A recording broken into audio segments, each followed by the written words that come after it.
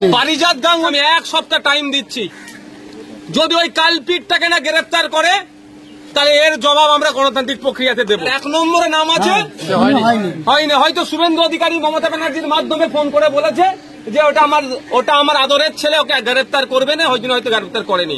যারা এই কাণ্ডর সাথে যুক্ত তাদের প্রত্যেকের সর্বোচ্চ শাস্তির দাবি আমরা করছি এবং শাস্তির ব্যবস্থা করতে হবে।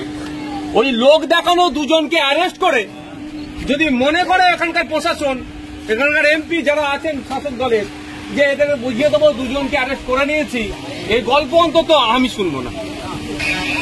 যারা যারা যুক্ত ছিল, ধর্মীয় বিদ্বেষ ছড়ানোর চেষ্টা করেছে, যারা ওখানে বিদ্বেষ ছড়িয়েছে, যাদের কথাতে দুটো জাতের মধ্যে লড়াই যে কোনো টাইম লেগে যেতে পারত, ধর্মীয় স্লোগান বলতে বাধ্য করেছে এবং অকথ্য ভাষায় গালিগালাজ করেছে, জাত তুলে নোংরা ভাষায় কথা বলেছে, এখানে কথা বলে শুনলাম যারা আছে এখানে বললো যতটুকু, তাদের বিরুদ্ধে আমরা আমাদের লড়াই আইনত লড়াইটা প্রশাসনকে দিতে হবে।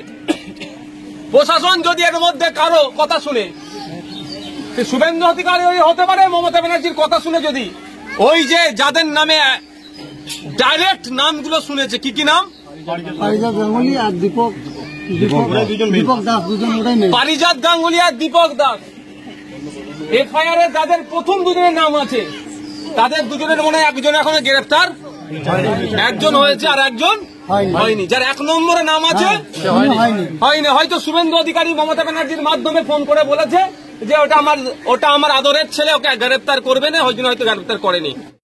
এই ঘটনাটাকে নিয়ে কেন্দ্র করে মানুষ চাইবে ধর্মীয় উন্মাদনা ছড়ানোর, আমরা সেই ফাঁদে পা দেব না। আমরা দুর্গাপুরের মানুষ, আপনারা যারা দুর্গাপুরে একটা ঐতিহ্য আছে, ইতিহাস আছে, এটা সম্প্রীতির মাটি, ঐক্যের মাটি। এখানে একসাথে আপনারা বিভিন্ন ধর্মের মানুষ, বর্ণের মানুষ, জাতের মানুষ সহাবস্থান দীর্ঘদিন ধরে হয়ে আসছে। কিছু রাজনৈতিক কুচক্রীরা, রাজনৈতিক কারবারিরা এই একসাথে আপনারা বসবাস করছেন, এটাকে তারা নষ্ট করতে চাইছে, ধ্বংস করতে চাইছে। সেই ফাঁদে আমরা পা দেব না, বাংলাকে ঠাঁই দেব না। সম্প্রীতির বাংলা, ঐক্যের বাংলা, এই বাংলাতে যারা সম্প্রীতি বিনষ্ট করার চেষ্টা করবে তাদের বিরুদ্ধে আমরা এক হয়ে লড়াই করব। সে যেই জাতেরই মানুষ হোক না কেন, যেই বর্ণেরই মানুষ হোক না কেন, আমাদের এক পাশাপাশি সব অবস্থানকে যারা নষ্ট করতে চাইছে তাদের বিরুদ্ধে আমরা এক হয়ে লড়াই করব। তাই আমি অনুরোধ করব, কারো পাতা ফাঁদে আপনারা পা দেবেন না। আমরা দেখছি কি কি সেকশন দিয়েছে, আমি আমার উকিলের সাথে কথা বলবো। সেকশন যদি অ্যাড করার দরকার হয়, প্রয়োজনে সেকশন অ্যাড করার জন্য আমি কোর্টে যাব, আপনাদের বলে যাচ্ছি।